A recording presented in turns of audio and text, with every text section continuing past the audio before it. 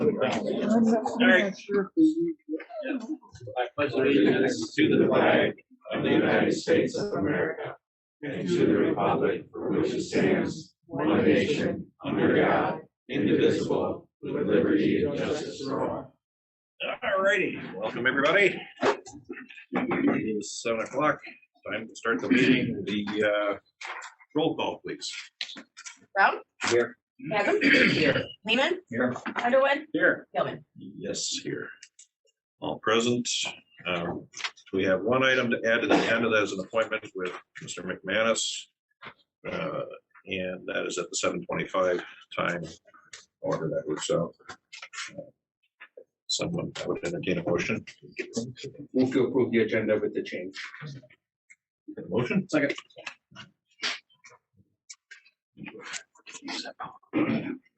All those in favor say aye. Aye. Those opposed?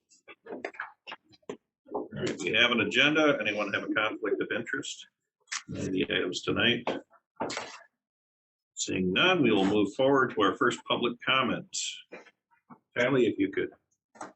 Any person may make an advanced appointment with the board regarding road commission topics for a regular or special meeting in accordance with the Open Meetings Act. If an appointment is made, the topic will be an agenda item. The following applies to public comments. Please state his or her name and address. Topic must be relevant to the road commission. Individuals are allowed to speak once for up to 3 minutes on a single topic, which may be extended by the chair.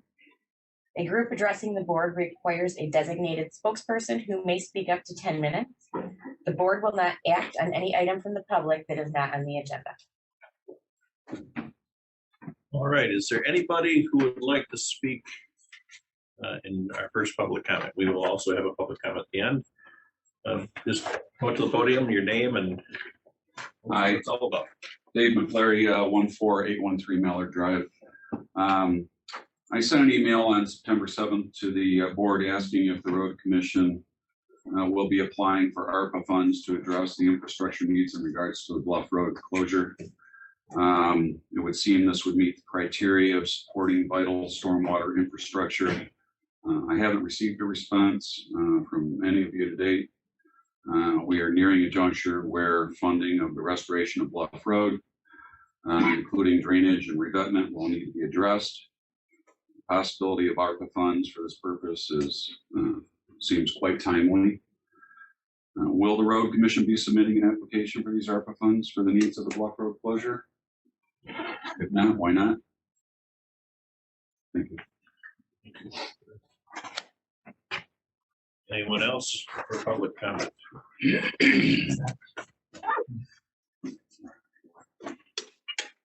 Josh Francis is on the appointment. You're on it, Okay. Josh, you're on it. Okay.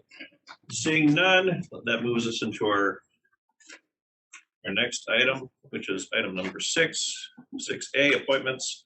Dan, you are the first of a couple of them anyway. I just have some 6 copies there. So pass this around. Dan Olson with the Mission Hills HOA, 14795 Mallard Drive. I know there's going to be some further discussion tonight about what the volunteer group's been doing. Just want to present some information to the board. I'll just go through it real quick and then just have a couple short points. As you recall, there was some shoreline work that was done north of the closure. If you look at the second page of that, it shows kind of the lots. This is a map. This is a map from the parcel data from the county. And I believe the original contract was for 240 to 300 feet. I think it actually ended up being about 300 feet. If you look at page 3, that's a good photograph of the work that was as it was taking place. They were able to get an excavator down there and tow in those toe stones, trench them in just like we did. And then if you turn to page 4, that's kind of a picture from the water of what the revetment looked like in that bottom picture there, which is going to be a little relevant in the next couple slides here. So that's what it looked like earlier this summer after it was completed. If you turn to page 5, I went out there yesterday and I took some photographs And what I did was you could tell that the road right away is substantially far away from the revetment. And so I was able to, from the water, to be able to get up and place some flags there, just kind of delicately in the soil. What I did was I marked it, I measured from the center line and gave myself an extra foot, used a tape measure with a pole to get it so it's, even with the plane of the road, and then placed those flags there just for reference for the photograph. And so that on page 5, you can see that area I've circled, those little white flags. That's about 34 feet from the center line. If you go to the next slide, number 6, that's a little more close up. You can see the flags and you can see the pole I used to kind of level off the tape measure there. From that point, from the edge of the road right of way, if you turn to page 7, the distance at this is the southern large slope that I showed you on that third picture there. The distance from the road right of way to the beginning of the rock revetment is about 10 feet on that larger slope. And then if you turn to page 8, those flags, again, those are placed 34 feet from the center line to kind of give or take for the impreciseness of doing it that way. And again, that was keeping the tape measure level with the surface of the road. And then the distance between page 9, distance between that end of the right of way and the rock revetment is about 7 feet. Page 10 has just a kind of a collection of some pictures. When you look at some of these pictures, like the top left one, you can already see there's some surface water damage that's kind of affecting that slope right now. And then also just some pictures of the rock placement. And what you see if you go down there and look, a lot of soil that's wanting to shed off the slope a little bit. It's just kind of running through those rocks. And you may recall when we had our contractor out, just a different technique, but the technique of putting smaller rocks in that rock revetment kind of prevents waves from just kind of sucking things through those rocks. So I just took some representative pictures of that. Was this our contracted work or was that? This was the work that was performed by your contractor. Okay, got it. Okay. And then on page 11, there's some sections there where there was the trees and the soil is still intact because of the trees, but you can see that there's some voids there that are developing at the toe, and there's that picture on the bottom right on page 11. There's actually running water that's coming out there, so a lot of the same features. And then lastly, just anecdotally, page 12, the deer love the berm because there's deer tracks all over there. So I'll hopefully be able to help you folks with that in November. Question on page 11 on that right-hand picture is, you say there's water running. Is that a spring there that's kind of developed, or? It's emanating from the base of the bluff, and it's just trickling down. So it's a drainage from underneath then. Yeah. Okay.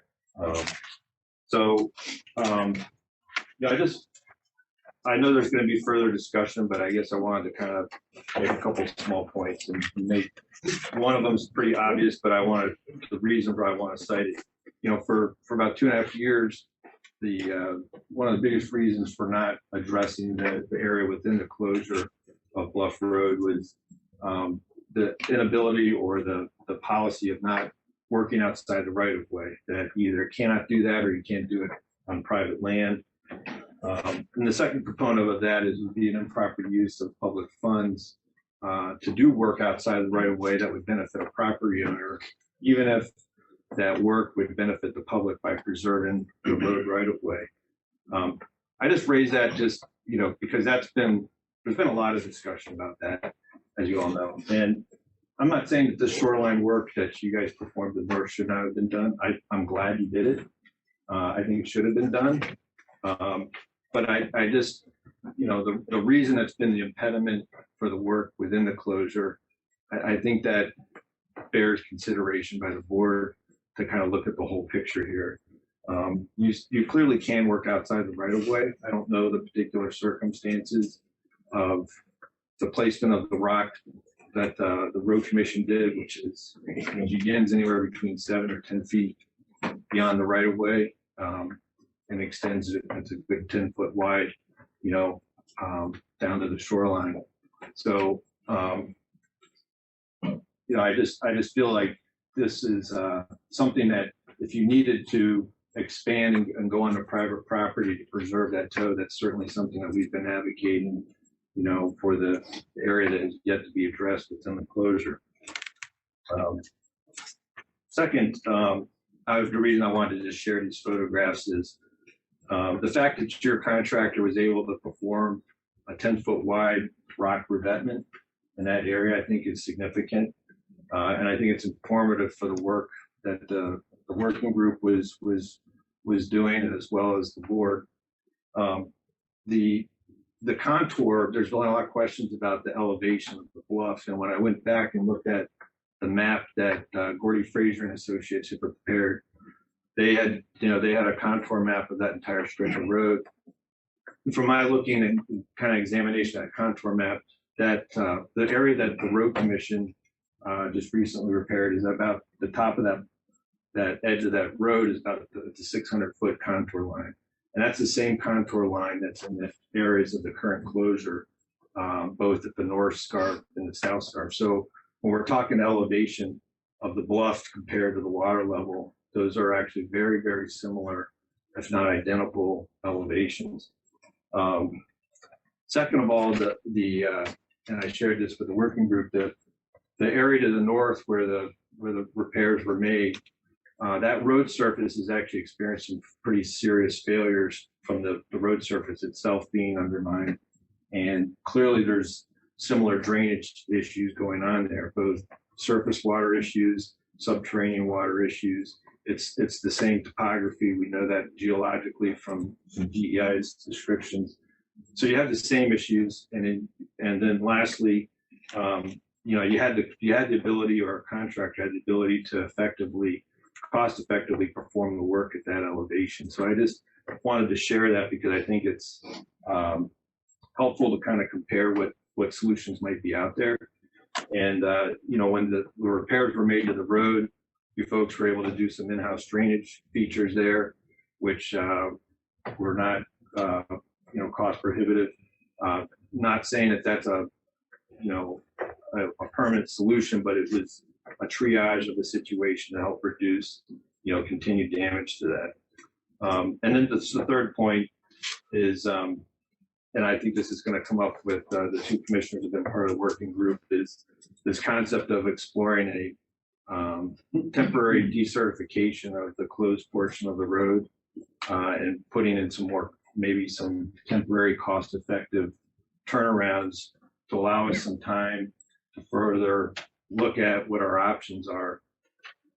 I think part of that, and I think Mr. Underwood kind of shared his desire to see this as well, is for some shoreline work to still occur so that the cost of this project do not just get out of hand for any future restoration.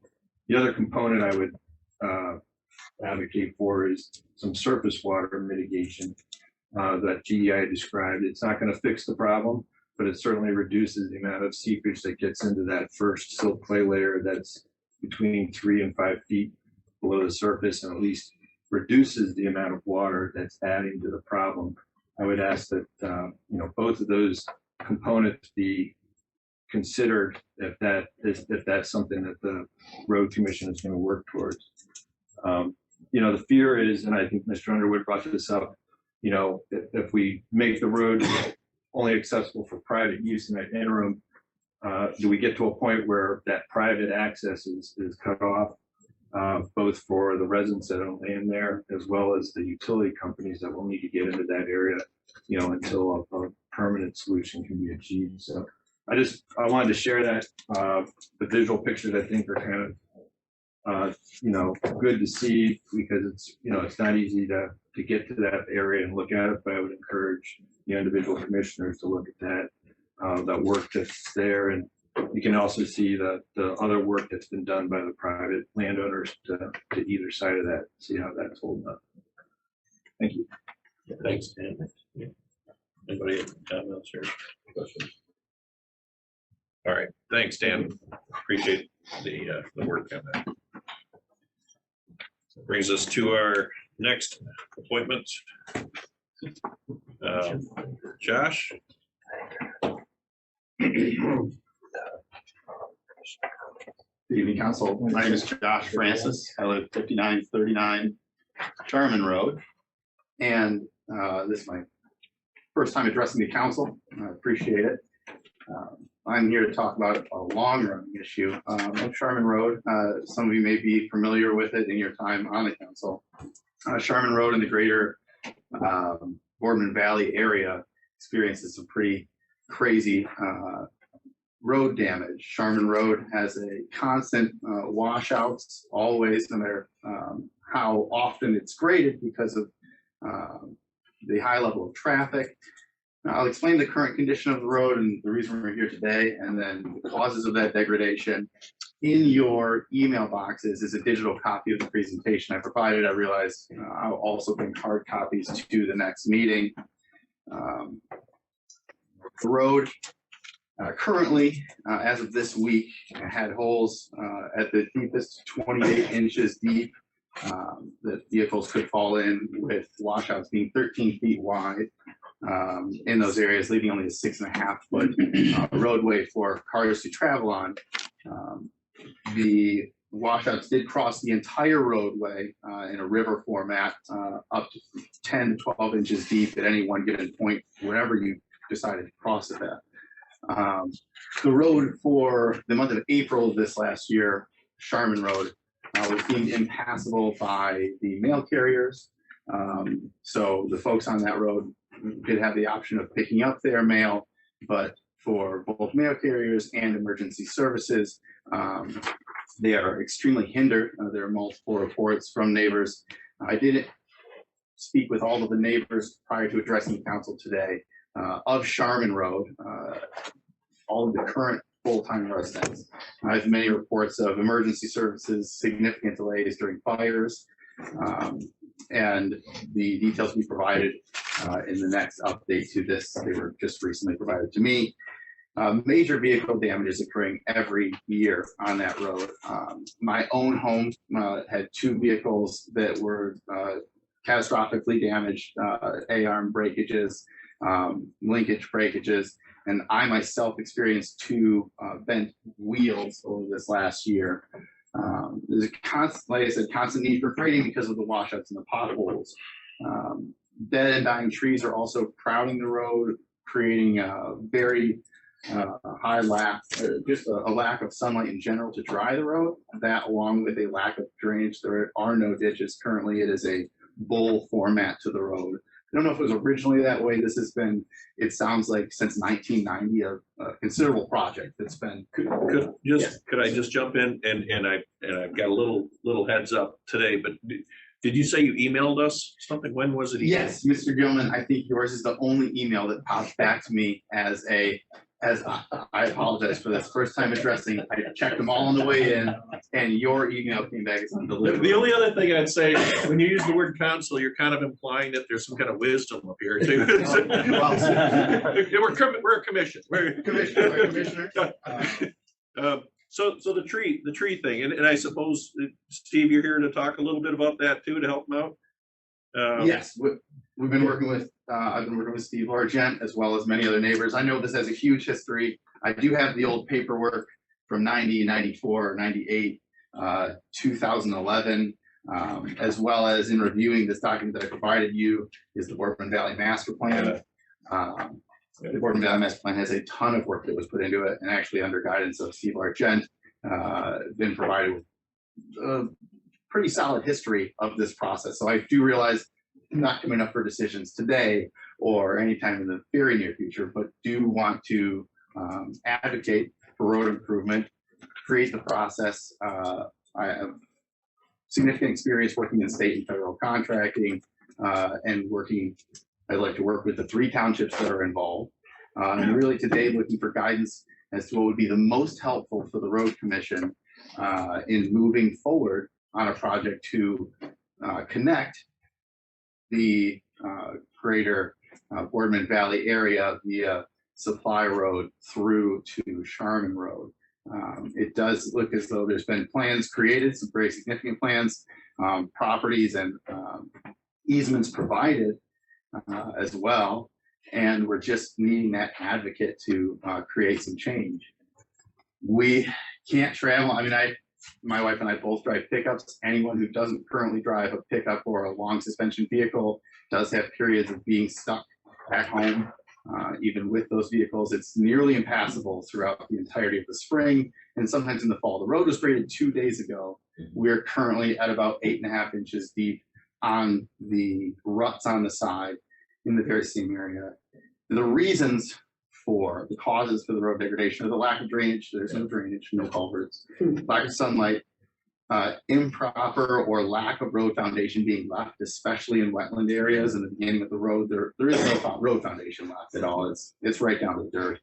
And then we've had a significant traffic increase over the last few years, COVID being part of this. If you Google the area, the Valley of the Giants, along with the Brown Ridge Quiet area, along with your landing for your ORV and ATV trails, the 5 trail, along with your major access through any part of the southern portion of the Boardman River is Heron Road. And so the vast majority of traffic that we see, and this is backed up by a traffic study that was performed in August at the beginning of the road,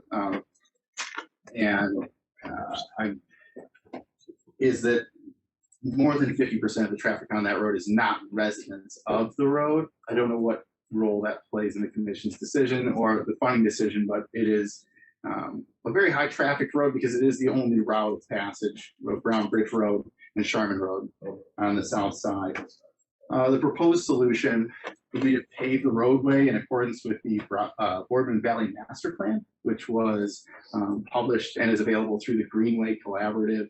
It is also linked in the email that was provided. Mr. Gilman, I apologize that it wasn't able to get to you. It will be there this evening, and again, will be again next month, maybe with time to review. I realize this document came in short notice. Add ditching to one or both sides of the road, depending on the distance from the current building sites. And speaking with all of the neighbors on the road, I did also receive a few concerns. They are listed in the document.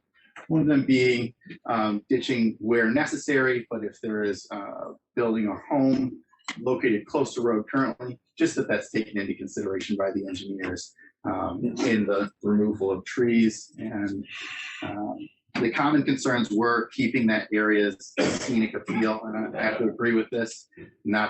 I've heard not building a bypass, although there's not much to be bypassing, not building a Garfield-sized highway, but instead creating a park-sized road similar to what we see throughout much of East Bay Township. Keeping speed limits at a reasonable rate. Currently, with the road as it stands, you have the choice of either traveling at 5 to 10 miles an hour or 55 to 60. So you get up on plane and you just skip over all the traffic. If you got long travel suspension or air, you can make it happen, but it's dangerous either way. We do see vehicles either flying, but if you try to travel at that 35 to 40 mile an hour speed, that is the absolute roughest on your vehicle, where you are just cranking back and forth. And then designating the road as or this project as a public transportation versus a cul-de-sac or dead-end subdivision, because it does experience considerable public traffic and costs, considering that large portion of traffic is not residential. These are the concerns of the neighbors, and we'll continue to reach out. I didn't know if the township currently had an opinion on this project. I do know that it was in dire need of an advocate, and I'm happy to do that. I'm a relatively recent, I've lived there 3 years, relatively recent addition, but I don't mind working with all of the neighbors. I've started with all of Heron Road. I'll be continuing throughout Brown Bridge Road. I did provide an easy to read example. You'll see that the Boardman Valley Master Plan has multiple examples of how traffic should be routed, and it does make very solid sense. It's relatively easy to read. I included a link to that. And Brad, is the master plan, is that our work or is that just an external agency? Okay, it's an external agency. You're a partner. Okay, we are a partner. Okay. Stakeholder. thank you. I represent quite a few of the folks here at the meeting today.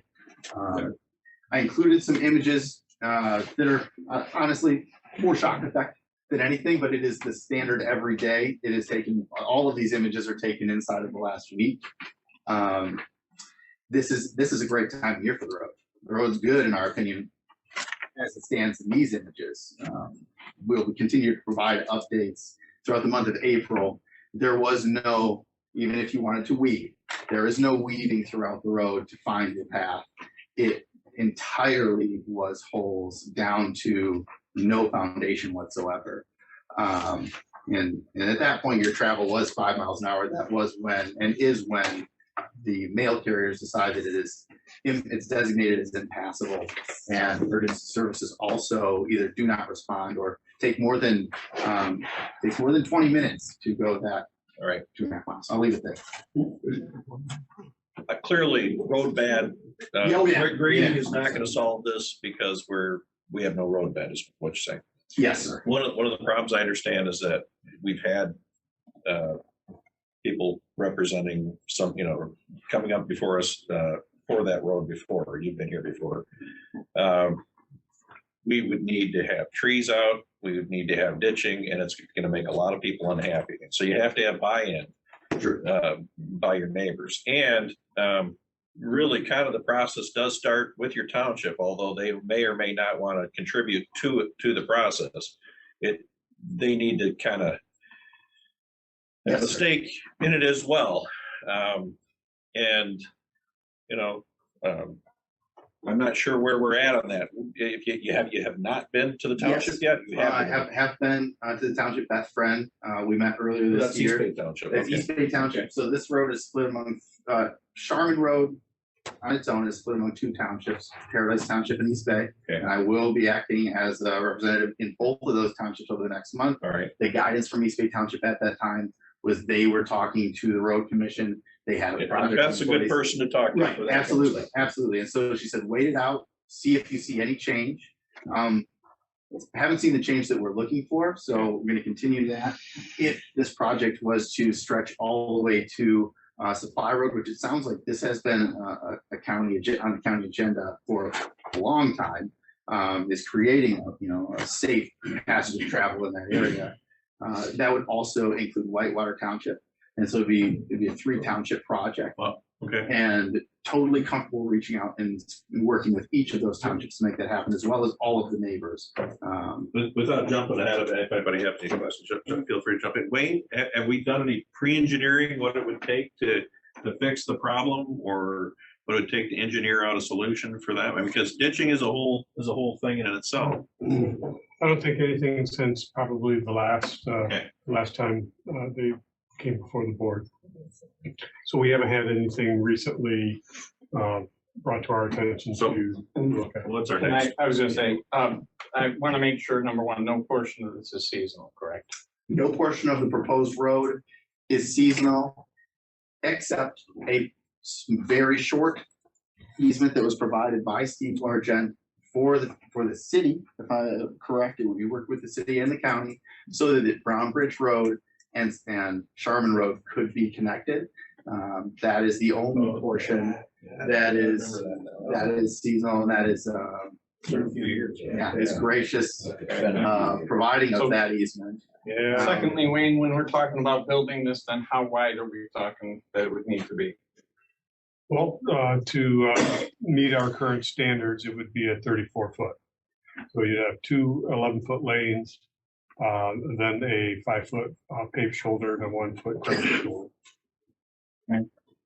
And then how far beyond the edge of the pavement are you talking about taking trees out? Well, you need to get them ditching. So depending on whether you're adding, building up, or what where the road base is. So you need to have the minimum 2-foot deep ditch in order to drain the sub base underneath of the roadway. And so that's with a minimum 1-on-3 slope on the front. You're going to have another 6 foot out there on each side. So we're at 40-60 wide. And typically, anytime that you are ditching and you are under the canopy of a tree, you take that tree out because you have probably caused substantial damage to the tree root system. And if you don't address it now, then you're going to be back out to. You said paving. Well, that's what, he had mentioned the paving. Oh, So. Yes. That's And the our, issue that's our then current too, standards. the next thing that comes in is, just so you know, if it's paved road, the state police are gonna go out and they're gonna set the speed limit. And with the limited number of access points, they're gonna set it at 55. So that is something, and we have no authority to set speed.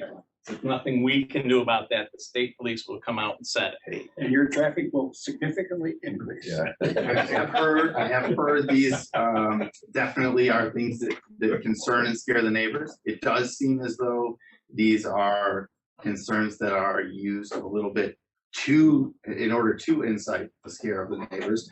Totally understandable. What I heard was 23 feet from the center line, 46 feet, correct? 23 feet from the center line of the road for most people is a lot easier to wrap their head around than 46, although I know it's not the standard engineering practice. Right. I also understand an increase in traffic, but with Traverse City being a dead end town, meaning there are no major highways that are folks traveling through, I think that also is a significant scare tactic, looking at traffic from supply. Either way, Yeah. that's not for argument. That's Well, we have a process for this. Yeah. yeah, The absolutely. And townships I'm enlist- asking for guidance. as the Okay, next the step. townships enlist the engineering department. They prepare a plan. Somebody figures out how to pay for it. How long is this stretch? Total paved?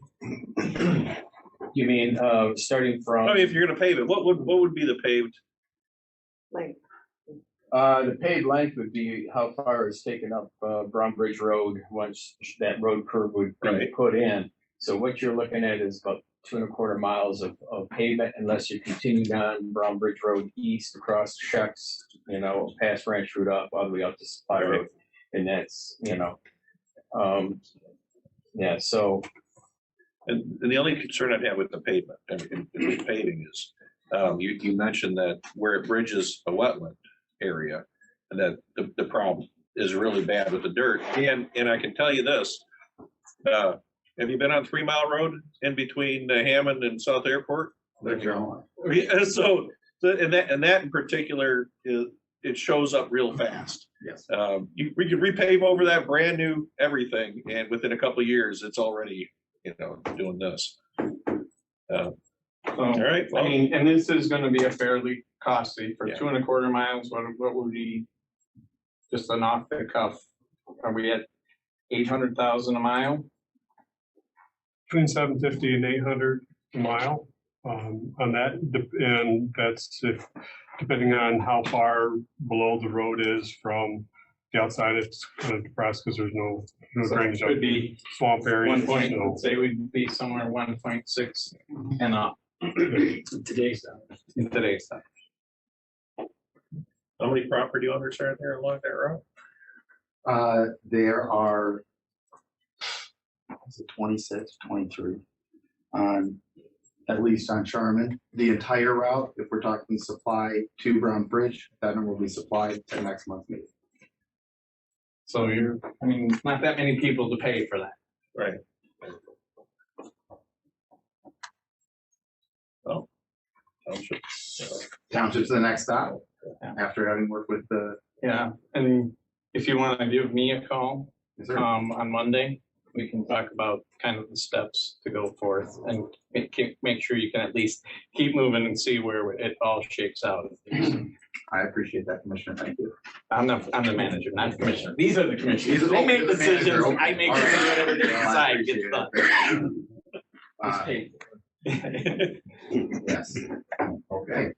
I'll continue to reach out with documentation as we continue the process. I appreciate the It time. was a tonight. process, Oh, yeah, absolutely. Long-term process. It's already been 30 years. Let's just. 40. Well, we've been working on this crossing for 50 or so, you're well on your way. Sure, yeah, Steve, did you, Does the commission have any other questions for me or guidance? Steve, did you want to? Yes. Yeah, if you don't mind. Steve, absolutely. Please. Yes, and I mean, and I know a lot of these folks in here that have lived along Sherman Road have, suffered for all these years with this road. The lack of drainage is the biggest thing, because the way the road is and like what Wayne said. And that's why we talked in the expense is why we talked about possibly doing something more of a, intermittent ditching. And so the city, Traverse City, actually, when they had a prison crew, and we went out there with Harold Sheffer many years ago, and we laid out where those ditches would go, intermittent ditches that would in key spots, and we marked those trees. The city went out and cut those trees and left the stumps, and then the road commission, as part of that agreement, said as we have the funds, we will come in and remove those stumps and create the ditching that would then at least get the, bring the material into the center, crown it, and then put gravel down. And that part of it has not been done. That would make a tremendous difference. Now, the issue there is it would not be able to be paved. And, because we're looking at a more narrow, park type road, but, my notes in there. But, the downside of that would not be paved unless, like, Wayne said, it were the four, full, 17-foot lane, each lane be 17 foot, which is something that when you've got the snowmobiles and horses and, bikers and all the recreational activity that goes on in that valley, it's going to create in the wildlife, and then or deer accidents, it's going to create, conflict. And so the main thing I think we want is, better drainage and maintenance. And if we can't pave it, well, I know Josh, but at least something that has a better travel surface and drainage than what we have now. So, and my wife goes in every day for the last 30 years, and drives it every day, and she has a little Subaru and now, but that's just fine. You need an all-wheel drive up there. So winter is the best out there, though. Well, I think if you talk to Brad, maybe we can see if there's something we can do in spots where it might be particularly bad. The one part that holds up the best is in the late 90s. There was a steep hill halfway down Sharman Road that was flattened out. The road commission came in and flattened that out, put good drainage in, good gravel in, and that's the best part of the road, if you guys would agree. 110-yard stretch, beautiful. Yeah, and so that's kind of what we are looking to see if that's possible. Yes, pave it, but not to the full width. Hit that spot, ride like the wind.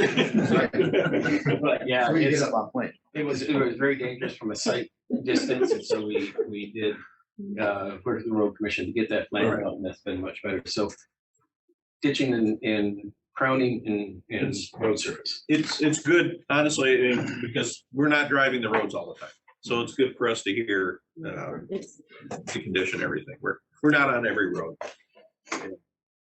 Thank you. Thanks for coming. We're at our next appointment. Brian? Yes. We're going to talk about Heron Road. Yes, and keep me online. There's a backup, there's a PowerPoint presentation that go through it. We had a meeting earlier in the week with Brad and the staff, and we've got a project that's kind of ongoing or started in process. We started it. That's Heron Road in our township of Mayfield. I'm a resident of this road, and I'm also through the short straw and chairman of our new road committee through the township. That's why John. You're a lucky guy. John Oker, the supervisor. Fingers are in, right? So, a little bit about Heron Road. I know it's a small map, but at the bottom left, the yellow line is M37, and it's that first big curve if you're traveling south headed into Buckley. Heron Road is the red line, and that's a mile south of M113. Now, a little bit about network importance here. To the left of that red line is Heron Road, also headed over towards Carlin, and that was recently added under Brad's, I'll call it Brad's new system of through locals, as well as Hannah Road, the north-south road on the right end of the red line. So there's a road here that I think has had significance, not just for the people that travel it, but also M113 and 37 intersection is getting quite congested, and it's a little bit of a relief route for people that might want to head towards Kingsley. So this is Heron Road. This is one of the worst spots, but essentially the whole road has exceeded its useful life. It was paved in the 80s, and this picture I just took 2 days ago. It was paved in the early 80s. It really, I think, has had very limited maintenance over the years. It's going on 40 years old, and it definitely needs work. The driving condition is very bad on it. Now, I do want to say that's not reflective of all of our roads in Mayfield Township. We've had a fairly strong program over the years. We do have a lot of gravel roads. We have some paved roads. This is really just our worst problematic road right now at this time. And it's been talked about quite a bit, but the stars have never aligned to get a project going on it. So we think we're there now. Some of the positives of the roadway, and you just heard some discussion on drainage here before me, and width of the road and so on. We have adequate width, as I understand it, to meet the new standard that Brad just talked about, 35 feet. And it's got very good drainage ditches in place. So some of the normal costs that you might have on say, making a gravel road into a paved road is already taken care of on this road. That part of it's pretty good. There'll be some culverts across the road that need to be changed out and so on. The last thing, and I think it's been a question over the years, but there's apparently sufficient sub-base material to be the sand layer, third layer down. Some recent core samples have been taken there, and I believe a pavement design is underway that will strengthen what's there and add to it to make sure that we have a structurally sound road surface on it. And I doubt that was done in the 80s. I don't know how roads were built then, but I think it probably had a thinner pavement surface on it at the time, but I don't know for sure. Okay. I just threw a few pictures in here of the road, traffic on it. I mean, there's a lot of cars on the road, but there's also a share of, I'll call it industrial traffic. There is a oil well distribution or a gas distribution site down the road a ways, and a lot of utility trucks use it. There's of course, there's a farming element. There's I think waste hauler, pumping haulers on the bottom right that frequent this road about every day. School buses, a semi truck goes through there quite often. There's more than one semi truck. I guess the point of this, there's a lot of expensive equipment. There's 6 horse farms or 5 or 6 horse places within a mile and a half each way of my house, and they travel it quite a bit. So horses deserve some consideration too. Those trailers. We do desire to complete it next year. On the right is a chart that's hard to read, but under the Road Commission's new kind of sharing policy, you can potentially accumulate dollars or use them on a yearly basis.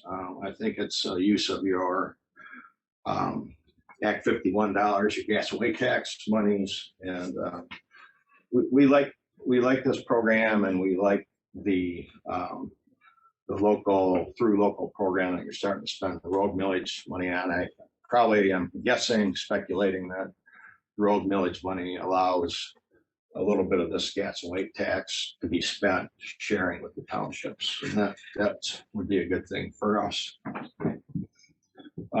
We do have an estimate already, approximately $400,000 normally a 50-50 split would be 200,000 each, although I understand that the most we could accumulate under that sharing is 3 years plus the current maybe. So we think we have 60,000 in the bank. What we're asking for tonight, I think there's a process where you could, if you gave us favorable consideration, bump that up to 120,000. We would then be able on our end to go above. We've been saving up money for this project. We'd be able to go ahead, increase our share to 280,000. We do understand that we're kind of would be financing ahead on future projects, but we know of a couple that we've already got our sights set on, and we feel like we can handle those internally. So the question is to this board, whether we want to go ahead and approve. This is something they had to bring to us. So the question is whether or not we want to approve allowing them to go ahead and use some of the following years of the sharing money. And basically we finance it out up front. So what they have right now is next year when the project comes up, they will have this year's money and next year's, which is 60,000.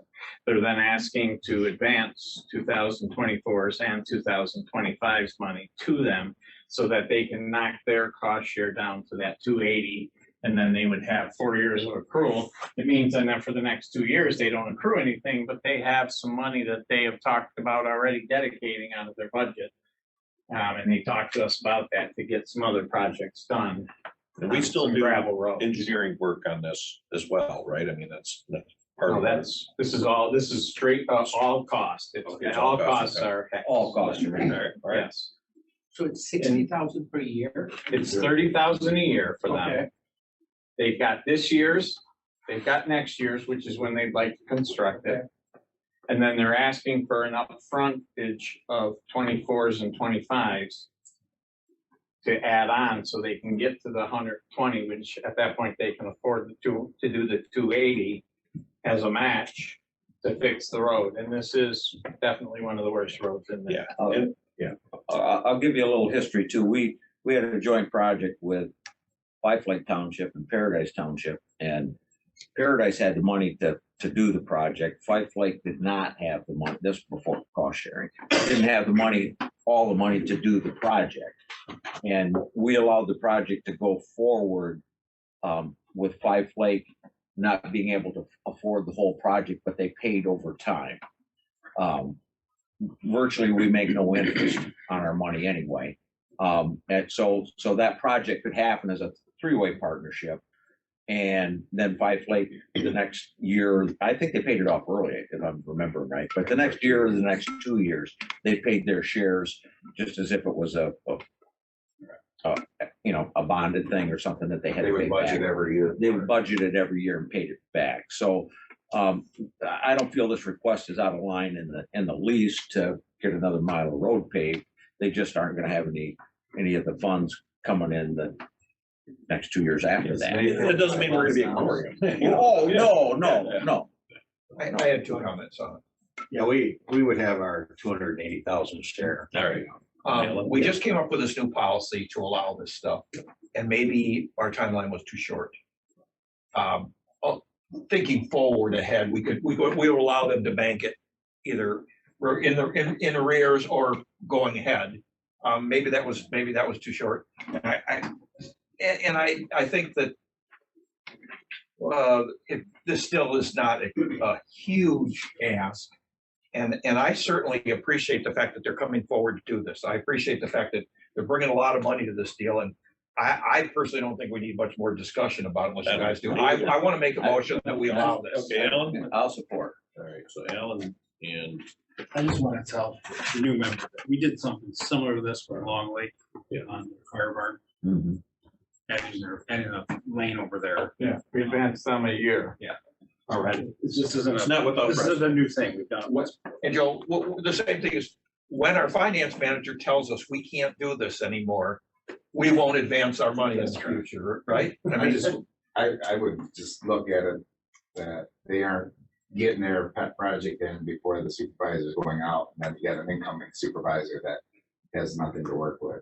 That would be my only concern about going too far in advance, but. I'm not gonna worry about their local politics, though. It's a really bad road. It's a terrible road, Really bad road. and this is, there's a lot of people that travel there. I mean, I live a couple, 3-4 miles from it. I don't travel it very often because of the condition it is. I stay on Center Road, but a lot of people would travel this tremendously amount more, just like you said. I always go down Center Road, so I don't have to go 113 and 37. Avoid that intersection like the plague. And I just think it's a win-win for the county. That should have a roundabout. Well. You said, Carl. All right. Any other discussion on this? We have a motion and support. Kylie? Chasm? Yes. Lehman? Yes. Underwood? Yes. Brown? Yes. Gilman? Yes. All right. Appreciate it. Thank you. Thank you. Work well done. Thank you. See you next week. That's the best. Get the details worked out. Okay, that brings us to our consent calendar. Very good. Kylie. Consent calendar is used to expedite business by grouping non-controversial items together without He's going on vacation tomorrow. request by any person present to remove any item from the consent calendar for full discussion as an agenda item are automatically respected.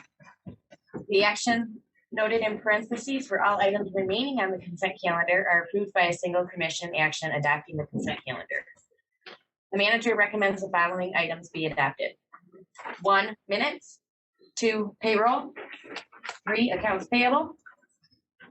4, financial reports. 5, reports and communications. All right.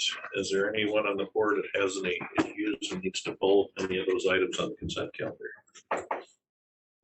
Seeing no challenges to that. Anybody in the audience need to pull anything from the consent calendar? Seeing none, I would entertain a motion to approve the consent calendar. I move to approve the consent calendar. Joe. Support from Carl. Lehman? Yes. Underwood? Yes. Brown? Yes. Chasm? Yes. Gilman? Yes, thank you. That brings us to item C, no items removed. That brings us to item D, which is the MDOT contract for the acronym, the lettered stuff. HRP press, they allowed road commissions to submit a claim for lost MTF revenue when we weren't getting vehicle gasoline taxes and pushback registration fees, and we were down about 1.2 million from the MTF estimate. So they allowed us to use our allocation of this funds. It was like $205,000, and this is finally getting the agreement to release those funds. Entertain a motion. I would make that motion. Carl, Do we have, is to it approve the And the authorize Wayne to authorize Wayne has to electronic signatures. Okay. Carl and support. Peter. Alrighty, any discussion? Seeing none, all those in favor say aye. Aye. Those opposed? All right, you are now duly authorized. Brings us to item E. This is a fun one for everyone. Steel mast arm and strain pull structural testing. I'll make the motion because there's not a heck of a lot we can do. Support. And the amount. We've been here before. In the amount. 2 months We've heard ago. that. We've heard it. It's a pretty good price. $20,920, More or less. more or less. My only question, For the inspection on the mast. are we always gonna do this? Is there no point they're gonna have internal inspections? So this is very specialized type of work. And so this is something that we would probably be looking at having done when this comes out is looking at getting a recommendation from them as to how often, when these are in good condition, does it need to be a 2-year inspection, a 4-year inspection? So that we have periodic inspections. And then as a particular intersection is aging, then that window would maybe come down from maybe say like a 4-year inspection, annual inspection down to a 2-year or a 1-year. But then that will This will then allow us to be looking at and strategically planning our intersection rebuilds as well as maintenance type of work. Because this is actually, just so you know, this is actually for testing mast arms that are out already, and have been out for many years, not for the Not the ones new that were ones. just Well, installed. we just paid to inspect the new ones. Yes. Yeah, oh, yes, that's, For fabrication, yeah, for the fabrication. That's the one I don't like. Yeah. And I don't think Alan likes it either. In the least. All right. I have just a clarification. So I'm looking at is how many inspections are getting done, because the other document that was in there from September of last year had a budget for 15 intersections of 81,000. Yeah. This is for 2920. I'm kind of trying to figure The out. prices came in exceptional. So this is still for 15 intersections, but Yes, we saved about Yeah. 60,000. yeah, because they're coming up, and they're gonna do it, so. Awesome. Well, the savings is good, but it's still, Well, yeah, I'm looking. it is what it is. You know, somebody somewhere lobbied for inspections and. Well, the last thing you want is one of these. No, that's true. Yes, that's true. Okay, Yeah. that's, I'll support the motion. Kylie, So who do we get? Brown and Brown and Al. Allen? Yeah. Okay. Brown. Underwood, Yes. Brown, Yes. Haslam, Yes. Lehman, Yeah. Gilman. Yes. Yes, thank you. Brings us to our steer.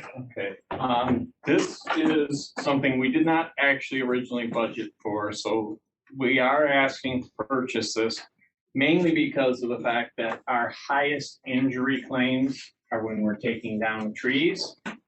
And this is actually faster than us manually going out there to take down trees.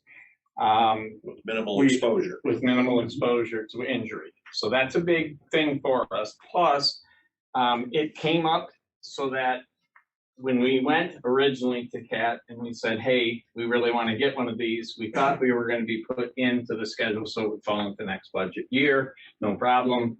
Wasn't going to be that fast anyway.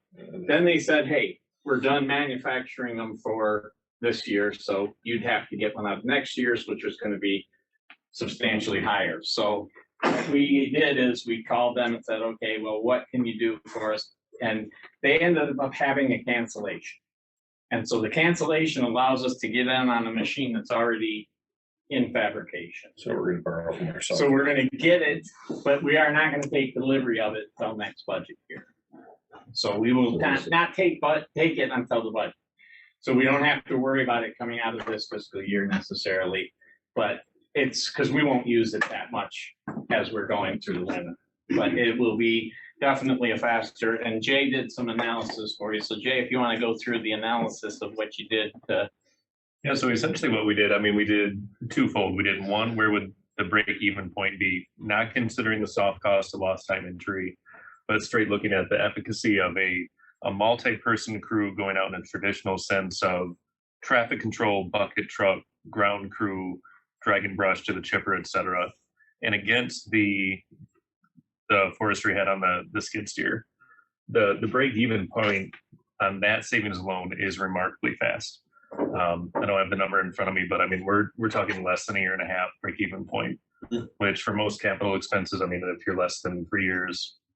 This is a piece of equipment we'll have for 8 or 10 years before we. Yeah, I mean, and the one thing that was really remarkable to me after talking with Dan, our fleet facilities manager, and some of the staff that we've actually recently hired that have used these in outside practice, is that these forestry heads are so robust, we'll wear out the skid steer before we wear out the forestry head.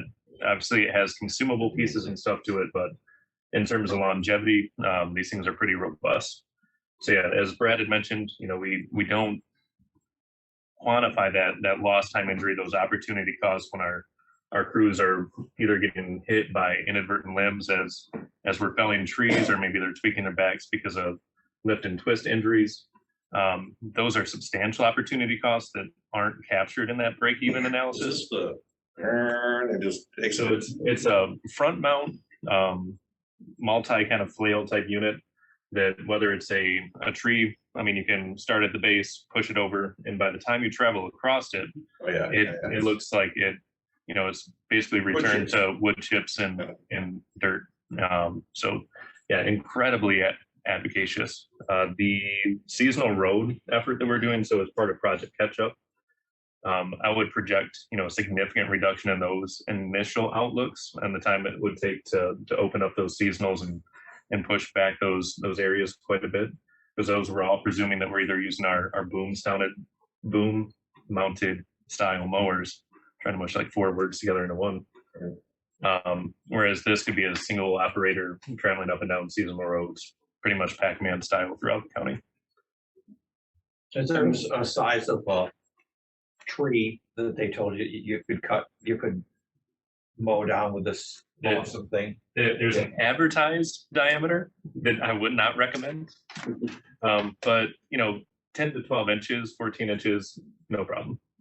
The advertised size is much larger, but those we would either do ourselves in a traditional sense, or we would contract out to one of our tree partners. I'll make the motion to purchase the cat skidder for $152,788.79. Give her plus or minus, more or less, whatever we said. Okay, we have a motion. Support. And support, Peter. Any other questions, discussion? Really? Brown? Yes. Gasm? Yes. Lehman? Yes. Underwood? Yes. Newman? Yes. Thank you. All right, that brings us to item G. We had worked on this in our gathering, what have you. We talked about the different, possibly setting up the different committees just to handle certain things that might come up. This is not to create more work, but just to kind of, if we have a need, that those people can be concentrating on it and we know where to go on it. So who's a little more responsible for it? You've got the sheet in front of you, the finance budget, building facilities, policy, engineering, planning, public relations, and legislative.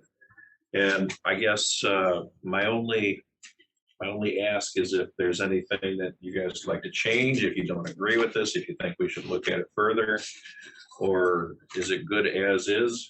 And other than that, clearly, I think the management search committee would be the board chair and the vice chair. If we needed that. I responded to both of them. I said, well, you won't need that for 15 years, hopefully. Any discussion? Would you guys pretty much this consensus? This is an okay assignment. That'd be myself and Alan in finance and budget. Building and facilities, Carl and myself. For policy, Joe and Peter, I think, because I kind of there's a couple of things that kind of cross over in a couple of these as well. And then Alan and Carl for engineering planning. You guys both have experience. And then for public relations and legislative, also Joe and Peter. I think that would be a good place to go. And Joe, that's kind of your thing. You really like the public relations thing. And I know that with the legislative aspect of it, and also I think that's good to have a legal mind there as well. So hopefully that works out well for everybody. Does that seem to be good with the board? Okay, we'll just take that as this is where we'll go. Because Carl and I we're already working on the Kingsley facility, for example, and whether or not there's any work on some of these at different times, we'll see. But if we can focus on those as needed, then that at least gets us get some eyes on it from those perspectives. So that brings us to number 7, informational items and managers' comments. Okay, there's one thing that came up pretty late this afternoon that I want to talk a little bit about first, and that is the clearing of the trees out at the new facility. So far, we have approached many people trying to get people out there. So far, the only response we've had has been from Love Key. They have offered 19.7 to us to clear it with us building the road to get in. Talked to Jay and Jim, and they feel comfortable that they can get a road built into there for them to get the clearance done. And they could have the clearance done within 30 to 45 days. Well, so the only thing is, it's the only offer we've had. I would like to potentially wait, but if we find one, I'd like to have approval to do it if we find somebody that gives us more. So, but I sold some red pine or whatever's out there, and I was surprised how little it went for a few years ago. I had a fairly large tract cleared. It wasn't much. So the fact that we're only getting 20 grand, I guess I'm not surprised. And this is including clearing all the scrub too. Which quite a bit of scrub there. Which is the, yeah, they chip that, and that goes for their bottom dollar stuff, right? He's one of the better ones. Okay. Did we engage a forester to look it over? No. I don't believe that as far as, I mean, it's red pine for the most. I don't think there's any. There's red pine, there's some poplar in there. But no hard, there's really no hardwood there. You know, No, so it's a couple, bottom of the line lumber. Yeah, there's a couple of things that were planted, looked like originally to be Christmas trees, but now they're like 35, 40 feet high. Those are worth less. White pine. Well, you're gonna look for some more offers, and you want us to white pine agree that you should take that. To a board foot, and red pine was 89 a board foot. Yeah, white pine people just don't, they don't want it. They don't want it. So if you give me the okay, then I can engage them and get them working on it. We'll have the road to give authorization to the manager to close the deal. I'd support that. So it's Carl making the motion and support. And Alan. All right, any other discussion, questions? All those in favor say aye. Aye. Those opposed? Is that road built yet? Yeah, it's at 3 o'clock. Okay, so a couple of things too that have happened. Obviously, Mayfield Township was in here to talk to us. And they have several other projects that they plan on committing to over the next couple of years with us, just using their own funds, mainly on gravel roads. So we've got a bunch of things going with them, and we're working out the details with them. And then this afternoon, or this morning, Ron Lempool from Long Lake Township came in, and he wanted to talk to us.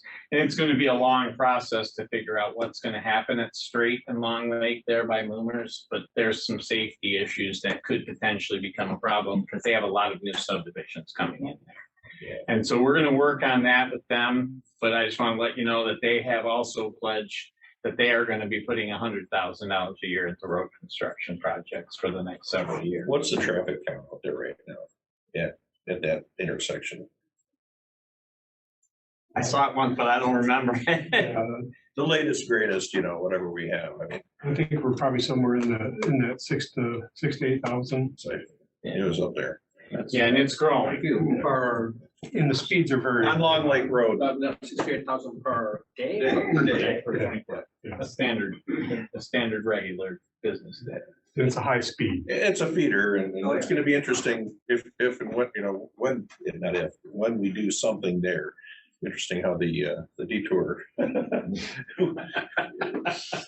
mean, it's what Church Road up to Cedar Run, I guess, and down around or something. It's an interesting. Situation. It will be interesting. So, and then the only other thing I wanted to talk about, this is going to be something that we are starting to look into.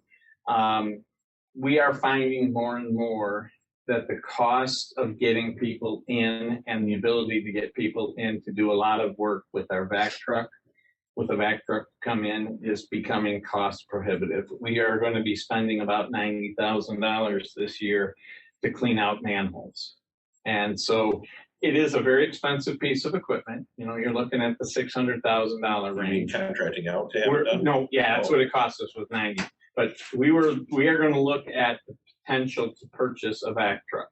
And it would be something we'd be looking at budgeting for next year. But we wouldn't be able to get delivery of it till 2024. It would allow us to do the vacuuming out of all of the inlets, all the catch basins.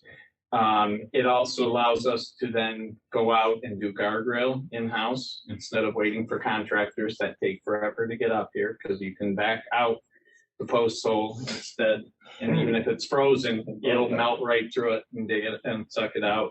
It also allows us to then clean out our car wash instead of having to pay somebody to come and back up and car wash a couple, 3 times a year, suck it all up. So we're going to be doing some analysis. We're not ready to say, yes, we definitely are, but we need to do some analysis and just kind of keep it in the back of your mind that we are going to start talking about that and starting to find out, you know, if it is something.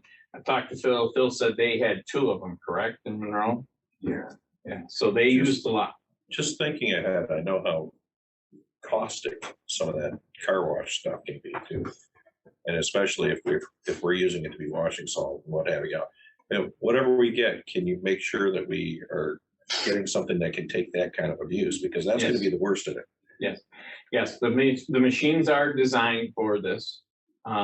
There's some additional training. They're very loud, so there's some safety training that needs to be done to make sure people are wearing appropriate safety equipment. They have to be trained for confined spaces to go in and clean out the factor when it needs it. But yeah, and we would have to build a drying bed for the materials. Yeah. We'd have to put something out here to dump the materials and let it sit to dry. And then once it's dry, if it's coming off the side of the roads while it's there, we can then dispose of it after it's dry. So there's does MDOT contract somebody separate from us, or is it a joint deal? We contract on their behalf. Okay, all right. So we'd be doing MDOT's also then. Yeah, and so we get money back from using MDOT. it to pay. You know, I mean, they're going to pay us. Paying the state rental rates on it. Yeah. Okay. Yeah, so it's something that we're just now starting to look into it because of some of and it also, we helped out with Elk Rapids when we got that jetter, and we're finding now as we're getting into some bigger culverts that the jetter we have is just not quite up to snuff. And this would allow us to be backing out the culverts and sucking up the material instead of having to have multiple pieces of equipment, shovels and everything else. We could clear out culverts very quickly with it. So just want to let you know, it's something we are looking at and something we'll want to talk about here as the budgetary stuff comes into play. And like I said, it may not show up till 2024 because of the delay with trucks right now. And that's all I have. All righty, that brings us to our commissioners' comments. Start at this end. Okay, I have the Bluff Road Subcommittee kind of on my mind. We met Monday night, and I sent Joe a copy of. We kind of have made a group decision on what to recommend based on the information we have, and I just had Kylie send it back to the other members for comment today.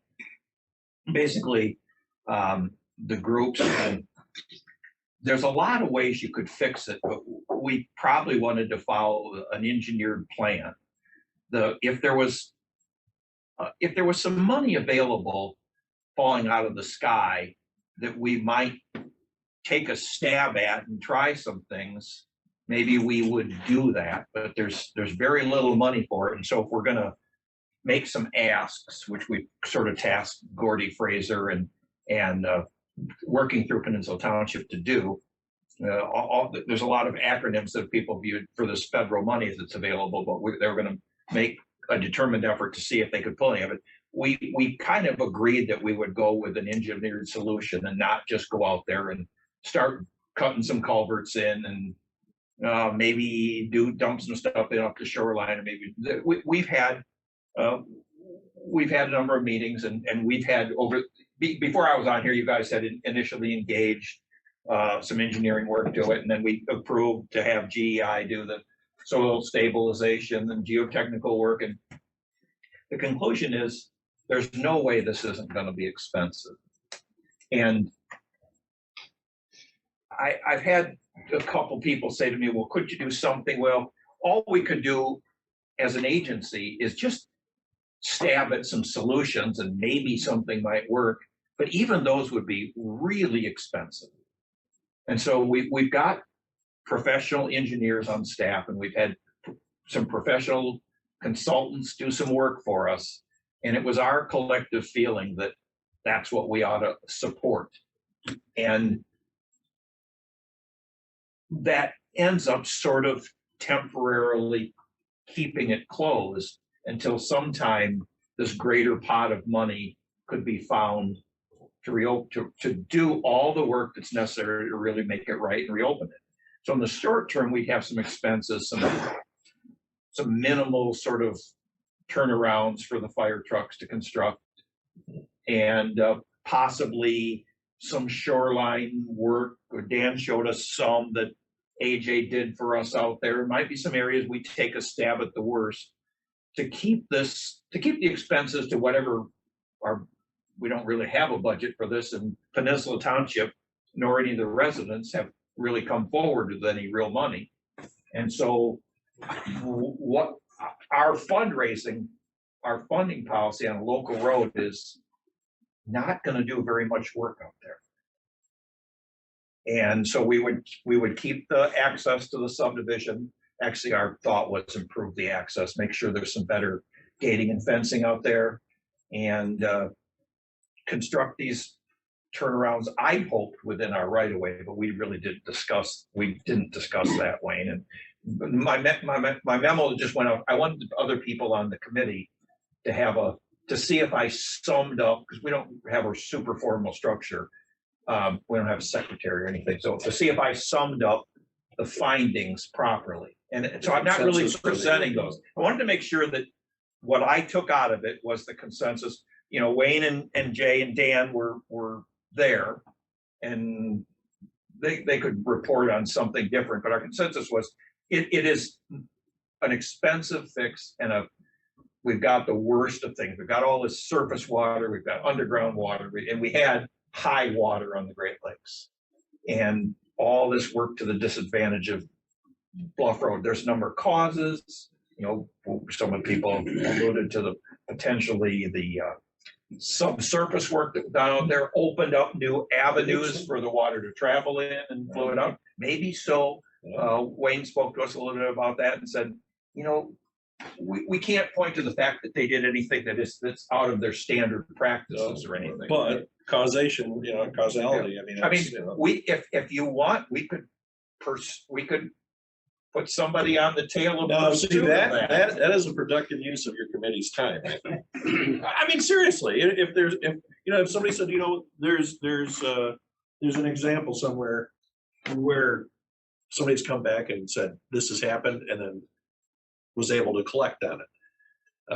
And I certainly would, because that would allow something to go forward, because frankly, then it's insurance. But I just circulated the memo, and it's to agree that we've probably spent enough money studying it, and we've got a very GIs.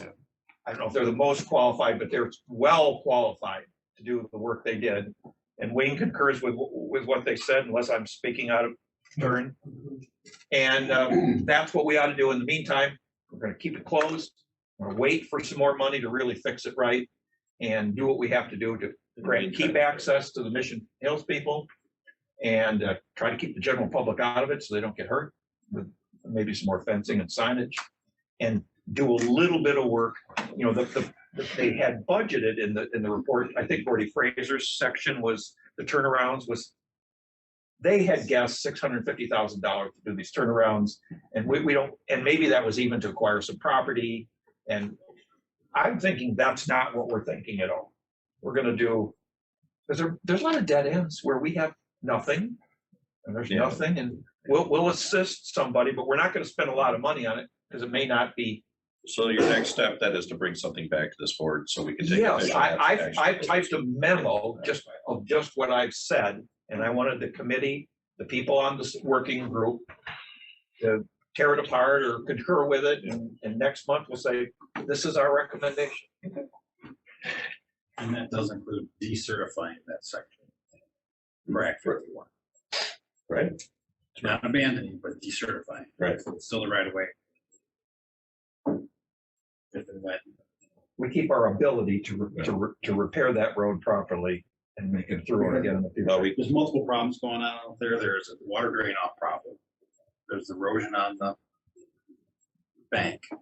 And then we have to fix the road. So there's actually three things going on there at one time. So it's. So when you decertify it, it wouldn't be under road commission jurisdiction, would it? No, it still is. You don't get paid. But you don't get the funds. Right. So it will still remain under road commission jurisdiction, just not get the. It's not a working road. So what do we lose for 1,800 feet of road?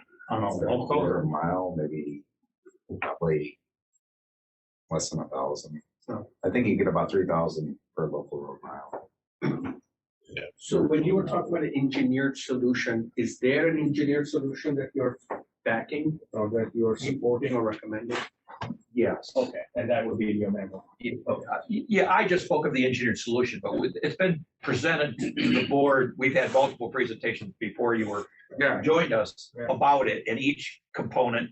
And actually, our consultant, Gordy Fraser, I went to work for or Gordy Fraser went to work for the township, and they kind of didn't, they had a few differences in cost, because maybe Gordy was a little closer to the local market, and they had, but the solutions are the same. We need to deep water this, and we need to properly stabilize the shore, and there's a good prescribed method. Now, we did speak about at our meeting. I don't want to drag that this is a really good fix. This is a 60-year fix, somebody said. And we don't make our pavement services to last, but we don't know with any certainty what a lesser fix might do. And to throw a lot of money at a lesser fix and be back in the same position 10 years ago. Because we could go out there and start digging and do a bunch of stuff that might work.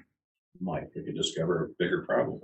But we paid professional engineers, and we have an idea of what at today's current costs. And maybe one of these magical things, I mentioned the fact that Wayne was on TV with Senator Peters. He spoke about how they were they had a plan for us. I don't want to say it couldn't happen. And we wanted to, as a group, someday, there are neighbors who like it quiet, who appreciate the fact that there's not a through road. But our general consensus was, when the money's there, that should be a through road again. All right. Anything else? No, I'm sorry to take so long. No. Just the lane closures the lights are being put in at the roundabouts, correct? Next week's lane closures out there? Yeah, Keystone area, that's the lights going in. Yep, the poles are being delivered. If they didn't come in today, they're going to be delivered tomorrow, and they'll start to get those put together and going up next week. Okay, just making sure. That's what I told somebody. I wanted to make sure I was correct. That's it. And I'm going to just comment on these roundabouts. I'm getting nothing but positive input from the public on these things. Even people that say they don't like them, they drive those and they like the ability, especially River Road. Especially River Road. Especially River Road. So it's very, very favorable. So just kudos to everybody involved in it. And I don't know if you guys have seen yet, but the soccer fields finished their second driveway up. On Firmly. all right. So now they have two different ways in and out. Still need some improvement in the parking, but we're getting there. Yeah. All right. As far as the second gas roundabout, the 2 lanes, I'm sorry. I mean, I'm as guilty as anyone. You just you own it all. There are no 2 lanes. It's 1 lane you go through, and that's how it is. Unless you're forced by somebody being next to you, and then you got to 3 miles an hour or something. But just saying, the early conference, the County Road Association early conference, for those of you who didn't attend, a couple of you were able to make it for different parts of it. One thing of interest was Kalamazoo County. Yeah, sorry, I forgot about that. No. I had it written down. And it was interesting to learn how they managed some of what they did, but it was also interesting to note that they traded a lot of paved roads for dirt or for gravel anyway, over the years, and we still haven't done that. The closest thing we'd probably come to is if we wouldn't have done anything with Heron Road today. I mean, honestly, They call it the complete life cycle of the road. So when it reaches a point that it's so bad, you go to the township and say, hey, this needs to be fixed. If you're not gonna fix it, we're turning it back to gravel. And it's in their policy of how they do it. And so, but they also have different ways that they do, because they assess, like if there's a road going through into lead to 4 subdivisions, they assess everybody in the subdivisions too. Because they're all receiving the benefit. all get the benefit. So it was an interesting discussion, I think. Yeah. So other than that, I really didn't have anything to add today. That brings us to our second public comment. Anybody wish to engage? Seeing none. Motion to adjourn. And a second, we are adjourned. Thank you.